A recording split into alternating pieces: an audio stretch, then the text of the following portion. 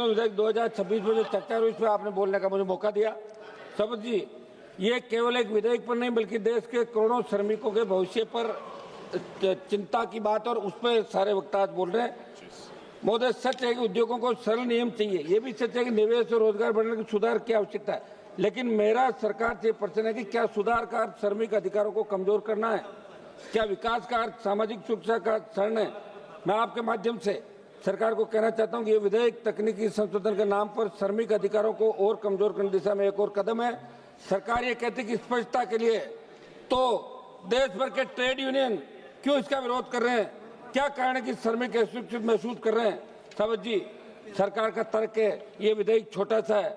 मैं एनडीए सरकार से पूछना चाहता हूँ, ये आकार में छोटा जरूर हो सकता है विधेयक आपका, लेकिन हमारी अर्थव्यवस्था की जो रीढ़ है, श्रमिक वर्ग के अधिकारों से जुड़ी बड़ी बड़ी समस्याओं को दरकिनार करता है। इसलिए आप श्रमिकों के मौलिक मुद्दे को क्यों छोड़ रहे हैं, जिनके कारण से न केवल श्रमिक वर्ग की पूरा औद्योगिक माहौल असंतुलित हो गया? सावत महोदय, सरकार श्रम कोडों में जो बदलाव लेकर आई है, बड़ी चिंता ये है कि श्रम कोडों में किए गए बदलाव ने श्रमिकों के मौलिक अधिकारों को कमजोर कर दिया।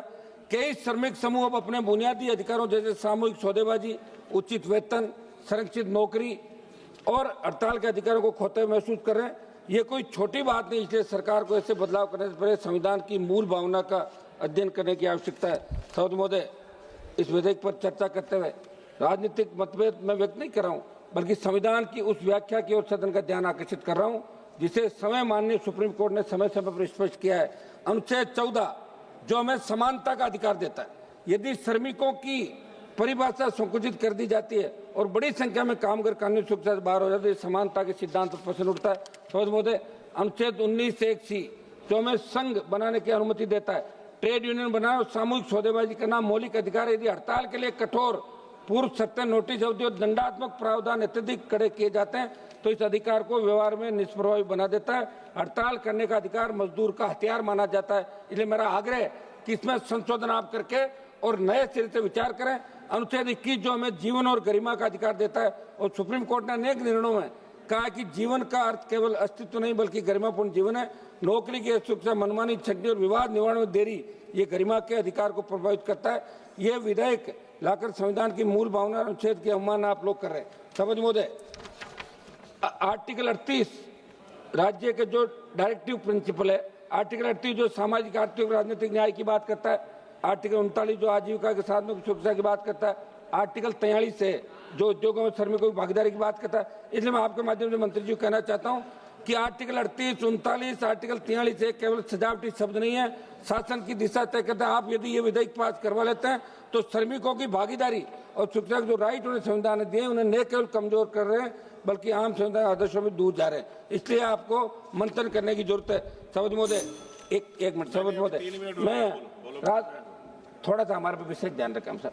राजस्थान के उद्योगों में सीमेंट फैक्ट्रियां, रिफाइनरी जैसे क्षेत्रों में मजदूरों के हितों के अवहेलना जुड़े कई मामले समय समय पर सामने आते हैं। वहाँ मौत हो जाती है और अगर वो आंदोलन नहीं करेगा मजदूर तो उसकी बात कोई कॉर्पोरेट और दूसरे लोग नहीं मानेंगे। इसलिए आंदोलन के माध्यम से, हड़ताल के माध्यम से वो उस जो मृतक होता है, दूसरा होता है, उसको न्याय दिलाते हैं, मुआवजा देते हैं। मंत्री जी, मेरे राजस्थान की दूसरी बार को तो श्रम कानूनों में सुधार, श्रमिक पंजीकरण, सामाजिक सुरक्षा योजनाएं और सिलिकोसिस नीति सरकार द्वारा लागू की गई है, लेकिन जमीनी स्तर पर इनके प्रभावी क्रियान्वयन की आवश्यकता है। सबसे ज्यादा भ्रष्टाचार श्रम विभाग कार्यालयों में व्याप्त है। समझ जी, मेरा आपके माध्यम से सरकार से आग्रह है कि हम उद्योग विरोधी नहीं है, हम निवेश विरोधी नहीं है, हम सुधार विरोधी नहीं है, लेकिन हम श्रमिक विरोधी कानून स्वीकार नहीं कर सकते। भारत की अर्थव्यवस्था की रीढ़ मजदूर, कर्मचारी, कारखाना कर्मी, संविदा, श्रमिक, गीग वर्कर, इनके अधिकारों की रक्षा करना इस सदन का कर्तव्य है। और कोई भी विकास तभी सार्थक जब न्यायपूर्ण हो, विकास तभी सही है। एक मिनट साहब, जब वे समावेशी हो। मैं सरकार से ये भी आग्रह करता हूँ पुनर्विचार करें, विधेयक को संसदीय स्थायी समिति के पास भेजा जाए, ट्रेड यूनियनों, उद्योग संगठनों, राज्य सरकारों के साथ व्यापक परामर्श किया जाए, हड़ताल और एक मिनट समाप्त कर रहा हूं, हड़ताल और सामूहिक सौदे में जुड़े प्रावधानों में संतुलन लाया जाए, औद्योगिक न्यायाधिकरणों की समयबद्ध हिस्सा सुनिश्चित की जाए, श्रमिक भागीदारी को वास्तविक रूप दिया जाए। अंत में मंत्री जी से एक मांग करना चाहता हूँ, मेरे संसदीय क्षेत्र में 3 डॉक्टरों की ESIC डिस्पेंसरी का प्रस्ताव लंबित पड़ा है, जल्द से जल्द आप स्वीकृत दिलाने के निर्देश जारी करें।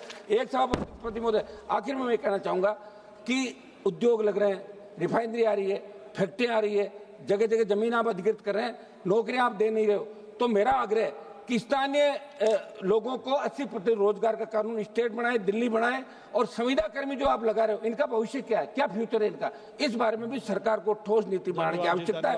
हम इस विधेयक का विरोध करते हैं और इसे वापस भेजना चाहिए।